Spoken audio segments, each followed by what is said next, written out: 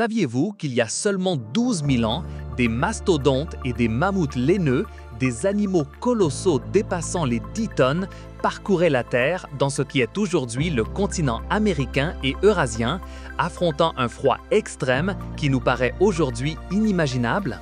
C'est une réalité que nous oublions souvent. Mais ces mammifères géants ont non seulement survécu, mais prospéré pendant des millénaires au cours d'une période de glaciation récurrente connue sous le nom d'ère glaciaire.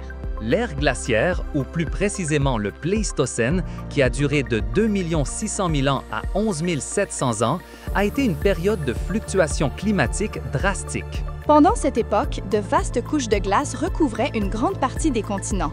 Mais entre les périodes glaciaires, il y a eu des interglaciaires plus chaudes, bien que le froid ait prédominé.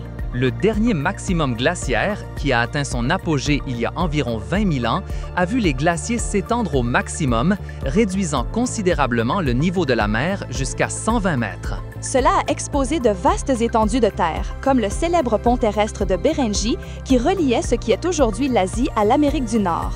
Un mammouth laineux, par exemple, pouvait peser jusqu'à 6 000 kg et mesurer jusqu'à 4 mètres de hauteur à l'épaule, une masse corporelle qui l'aidait énormément à conserver la chaleur dans des environnements glaciaux. Sa fourrure, une épaisse couche de laine mesurant jusqu'à 90 cm de long et une couche externe de poils plus épais et plus lents, agissaient comme un isolant thermique exceptionnel, comparable aux meilleurs vêtements d'hiver modernes. Sous cette couche de poils, il possédait une épaisse couche de graisse sous-cutanée qui pouvait atteindre les 10 cm d'épaisseur, une réserve énergétique vitale et un isolant supplémentaire contre les températures négatives. Ce tissu adipeux leur fournissait non seulement de la chaleur, mais stockait également de l'énergie pour les longues périodes où la nourriture se faisait rare, une adaptation cruciale dans un environnement aussi hostile. Les mammouths ont développé une bosse distinctive sur leur dos qui n'était rien de plus qu'une accumulation de graisse, une sorte de garde-manger énergétique pour les hivers longs et rigoureux. Leurs oreilles étaient remarquablement petites par rapport aux éléphants modernes, une adaptation pour minimiser la perte de chaleur, suivant le principe de la loi d'Allen. Cette loi postule que les animaux dans les climats froids ont tendance à avoir des appendices plus petits, comme les oreilles, les queues et les membres, afin de réduire la surface exposée et par conséquent la perte de chaleur corporelle. Leur défense, qui pouvait mesurer jusqu'à 5 mètres de long chez les mâles les plus grands, ne servait pas seulement à la défense, mais était utilisée pour écarter la neige et accéder à la végétation cachée en dessous. On a trouvé des preuves que certains mammouths utilisaient même leur défense pour briser de fines couches de glace à la recherche d'eau ou de nourriture enfouie, une stratégie de survie complexe. Le rhinocéros laineux, autre géant de l'ère glaciaire, possédait également une fourrure épaisse et une couche de graisse considérable pour supporter des températures allant jusqu'à -40 degrés Celsius. Il pouvait peser environ 2800 kg et mesurer jusqu'à 2 mètres de hauteur, avec une grande corne frontale aplatie, adaptée pour pousser la neige et exposer le fourrage. Son régime alimentaire se composait principalement d'herbes dures et d'arbustes qui poussaient dans les steppes à mammouth, des vastes étendues de prairies froides et sèches qui dominaient les paysages glaciaires. Le mégathérium, ou paresseux géant, était un autre habitant formidable, atteignant des tailles impressionnantes allant jusqu'à 6 mètres de long et un poids de 3800 kg. Contrairement aux mammouths qui étaient des herbivores brouteurs, le mégathérium était un brouteur, se nourrissant de feuilles et de branches d'arbres qu'il abattait ou ébranchait probablement avec sa force. Ses grandes griffes incurvées étaient parfaites pour arracher la végétation et se défendre contre les prédateurs comme le smilodon, le tigre à dents de sabre. Comment ces géants parvenaient-ils à se nourrir suffisamment dans un environnement où la biomasse végétale était si saisonnière et souvent recouverte de neige? La clé résidait dans leur immense masse corporelle, qui leur permettait d'avoir un système digestif très efficace, capable de traiter de grands volumes de fourrage de faible qualité. De plus, la steppe à mammouth était un écosystème incroyablement productif, pas aussi désolé qu'on imagine, avec une diversité d'herbes et de graminées résistantes au froid qui fournissaient une nourriture constante. Les bisons des steppes, qui étaient 30% plus grands que les bisons modernes, habitaient également ces steppes et migraient en vastes troupeaux à la recherche de pâturages frais. Le smilodon, communément appelé tigre à dents de sabre, était un prédateur au sommet, pesant jusqu'à 280 kg et possédant des canines supérieures qui pouvaient mesurer jusqu'à 30 cm de long. Ces impressionnantes armes dentaires ne servaient pas à mordre et à broyer les os, mais à infliger de profondes blessures perforantes à de grandes proies à peau épaisse, comme les bisons ou même le lion américain. un prédateur encore plus grand que le lion africain moderne, avec un poids allant jusqu'à 420 kg, chassé également dans ces plaines glaciales. On estime qu'ils chassaient en groupe, une stratégie de coopération qui leur permettait d'abattre des proies beaucoup plus grandes qu'eux, comme le bison des steppes ou les chameaux du Pléistocène. Le loup terrible, qui était 25% plus grand que le loup gris actuel, formait de très grandes meutes, spécialisées dans la chasse d'âques et la mégafaune. Ses dents étaient plus robustes et adaptées pour broyer les os, ce qui suggère qu'il profitait de chaque partie de sa proie, une adaptation cruciale dans un environnement où la nourriture était précieuse. L'ours à face courte, Artotherium de son nom scientifique, était l'un des plus grands carnivores terrestres ayant existé, avec une hauteur allant jusqu'à 3,50 m lorsqu'il se tenait sur ses pattes arrière et un poids allant jusqu'à 1000 kg. Cet ours n'était pas seulement un prédateur formidable, mais aussi un grand charognard, utilisant sa taille et sa force pour dominer les scènes de chasse et s'emparer des proies d'autres carnivores. La coexistence entre ces prédateurs et herbivores géants était un équilibre délicat, où la force, la vitesse et les adaptations spécifiques déterminaient la survie de chaque espèce. Pouvons-nous imaginer ce qu'était la vie quotidienne d'un mammouth confronté non seulement au froid et à la recherche de nourriture, mais aussi à la menace constante de ces puissants prédateurs ? Les mammouths laineux, tout comme les éléphants actuels, vivaient probablement en troupeaux dirigés par une femelle plus âgée, ce qui assurait sécurité et expérience dans la recherche de ressources et la défense. Les troupeaux offraient une protection contre les prédateurs, en particulier pour les jeunes, qui étaient plus vulnérables, et permettaient l'échange de connaissances sur les routes migratoires et les sources de nourriture. La reproduction chez ces géants était lente, avec une longue période de gestation similaire à celle des éléphants modernes, ce qui rendait leur taux de récupération de la population lent face à toute menace. La relation entre les humains primitifs et ces mammifères géants est fascinante et complexe, marquant un chapitre crucial de l'histoire de l'humanité. Les hominidés, y compris Homo erectus, les Néandertaliens et finalement Homo sapiens, ont coexisté et chassé ces géants pendant des centaines de milliers d'années. Des sites archéologiques ont été trouvés en Europe, comme le site de Kostienki en Russie, où des habitations construites avec des os de mammouth ont été découvertes, démontrant leur ingéniosité à utiliser les ressources disponibles.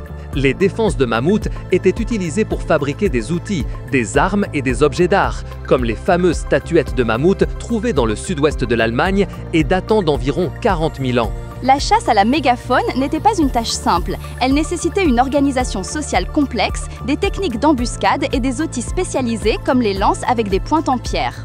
Les chasseurs de la culture Clovis en Amérique du Nord, il y a environ 13 000 ans, sont un exemple emblématique de groupes humains très efficaces dans la chasse aux mammouths.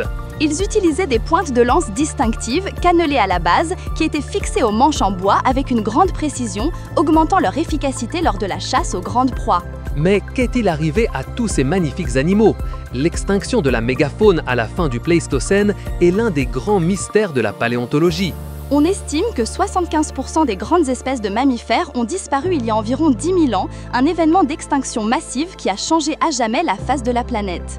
On estime que 75% des grandes espèces de mammifères ont disparu il y a environ 10 000 ans, un événement d'extinction massive qui a changé à jamais la face de la planète.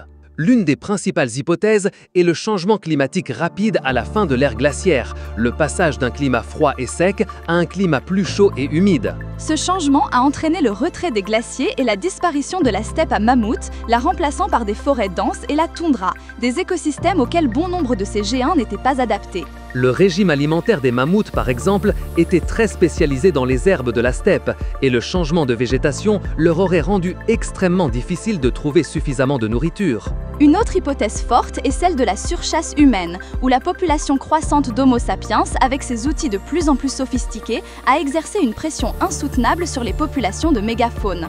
Certaines études suggèrent que dans certaines régions, l'arrivée des humains a coïncidé de très près avec la disparition des grandes espèces, ce qui renforce cette théorie. Un exemple notoire est celui de l'Amérique du Nord, où l'extinction des mammouths et des mastodontes s'est produite peu après l'arrivée des premiers chasseurs-cueilleurs à travers la Bérangie. Cependant, tous les endroits ne présentent pas le même pattern, et dans d'autres parties du monde, la mégafaune avait diminué avant l'arrivée des humains, ou a survécu à leur présence pendant plus longtemps.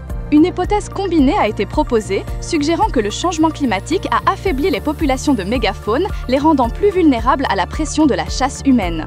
Un mammouth dénutri en raison de la rareté de sa nourriture habituelle serait beaucoup plus facile à chasser qu'un mammouth sain et fort. On évoque également la possibilité de maladies transmises par les animaux domestiques que les humains ont apportées avec eux, ou même de pathogènes qui se sont propagés entre les espèces sauvages. L'hypothèse de l'impact d'une comète ou d'un astéroïde, en particulier celle de l'événement du Dryas récent, propose un impact extraterrestre il y a environ 12 900 ans qui a causé un refroidissement global brutal.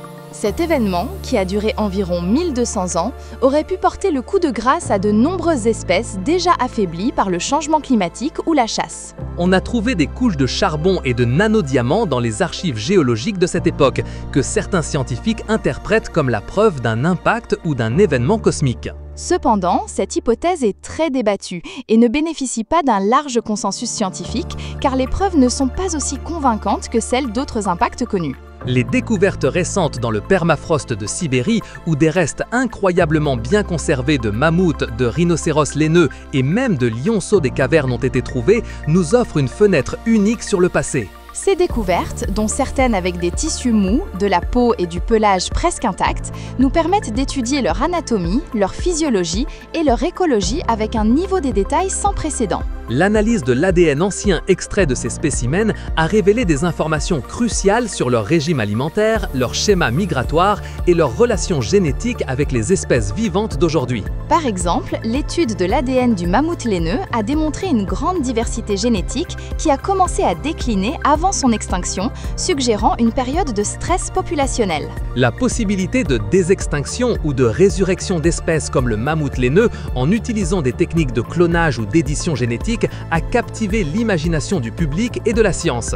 Des projets comme celui de Woolly Mammoth Revival, mené par la compagnie Colossal Biosciences, cherchent à recréer un hybride de mammouth et d'éléphant, combinant les gènes de résistance au froid du mammouth avec le génome de l'éléphant asiatique. L'objectif n'est pas seulement de ramener une espèce perdue, mais aussi de restaurer les écosystèmes de l'Arctique en transformant la toundra actuelle en une steppe similaire à celle de l'ère glaciaire, ce qui pourrait aider à combattre le changement climatique. On argue que les mammouths, en broutant et en piétinant la neige, aideraient à maintenir la steppe et à empêcher le permafrost de fondre, libérant de grandes quantités de gaz à effet de serre. C'est une idée controversée avec des débats éthiques et écologiques sur les risques potentiels d'introduire une espèce modifiée génétiquement dans un écosystème actuel. Cependant, la survie de ces mammifères géants dans un monde si extrême nous enseigne des leçons précieuses sur la résilience de la vie et la capacité d'adaptation. Il nous montre comment les espèces peuvent développer des caractéristiques physiques et comportementales extraordinaires pour prospérer dans les conditions les plus difficiles.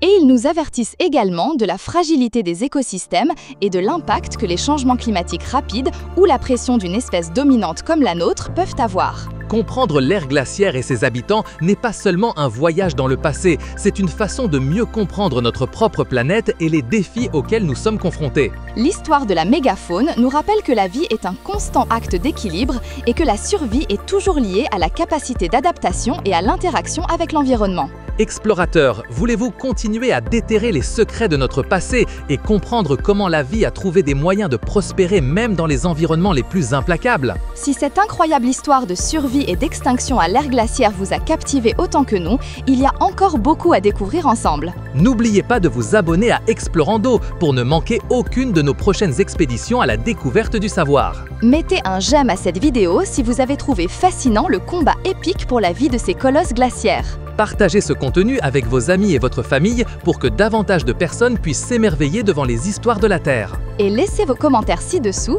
Quel autre géant de l'ère glaciaire vous intrigue le plus ou quelles questions avez-vous sur sa survie dans un monde extrême?